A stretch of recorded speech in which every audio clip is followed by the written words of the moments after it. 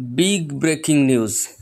United states of America ইরানের 3টি nuclear সাইটে আক্রমণ চালিয়েছে। সম্প্রতি মার্কিন প্রেসিডেন্ট ডোনাল্ড ট্রাম্প ঘোষণা দিয়েছেন যে আমেরিকা 3টা ইরানি নিউক্লিয়ার সাইটে হামলা চালিয়েছে। তিনি লিখেছেন, আমরা বামানীপূর্ণ আক্রমণ সফলভাবে সম্পন্ন করেছি। তিনি বলেছেন, প্রায় সর্বোচ্চ বোমা ফুললি পেলোড ফার্দোতে পড়ে গেছে। ফার্দো ছাড়া অন্যতম কেন্দ্রগুলি নাতাঞ্জ এবং ইস্পাহানেও ক্ষতি হয়েছে বলে রিপোর্ট।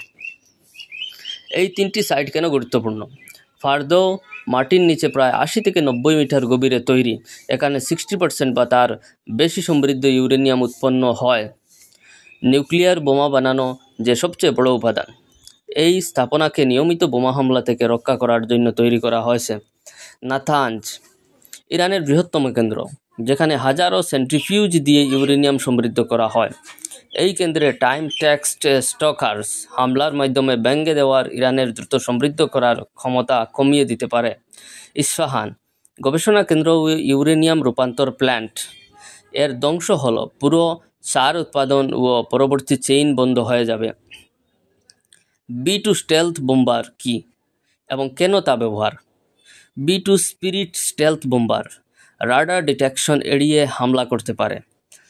গুয়াম বা ডায়াগো গার্সিয়া থেকে এদের পাঠানো হয়েছিল, উভয় মেরুর কাছাকাছি মার্কিন aerial base. GBU-57 massive ordnance penetrator MOP, ওজন 13,600 কেজির মতো, মাটির নিচে প্রবেশ করে তারপর বিস্ফোরণ ঘটায়, যা ফার্দোর মতো গভীর অবকাঠামোতে কার্যকর। B2 বোম্বার 4,000 পাউন্ড পর্যন্ত বোমা বহন করতে পারে।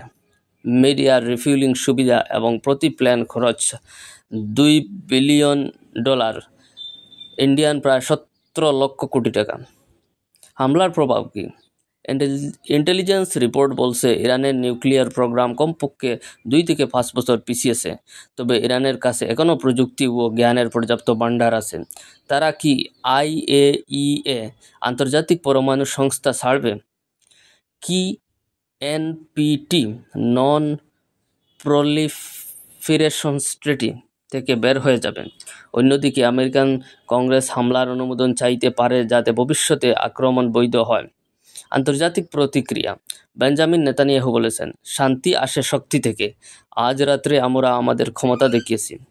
অনেকেই ট্রাম্পের সমালোচনা করেছেন, কারণ কংগ্রেসের অনুমতি ছাড়াই এই হামলা করেছে, যা সংবিধানের বিরুদ্ধে বলে দাবি হচ্ছে।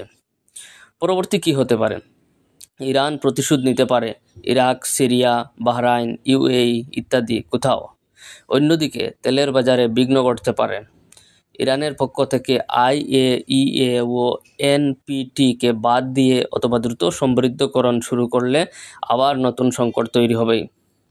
শেষ কথা, মার্কিন B2 বোম্বার ও GBU-57 বোমা দিয়ে ফার্দো, নাতাঞ্জ, ইস্পাহান এই 3টি ক্লোজ লিঙ্ক নিউক্লিয়ার সাইটে হামলা হয়েছে। ইরানের পুরো প্রোগ্রাম কিছু বছর পিছিয়ে গেছে। তবে এখন জিনিসটি ইরানের প্রতিক্রিয়ার দিকে তাকানো যাচ্ছে, যারা এতে আরও উত্তেজনা বা সংঘাত তৈরির দিকে যেতে পারে। আমাদের পরবর্তী আপডেট পাওয়ার জন্য চ্যানেলটি সাবস্ক্রাইব করে রাখেন। Thank you everyone.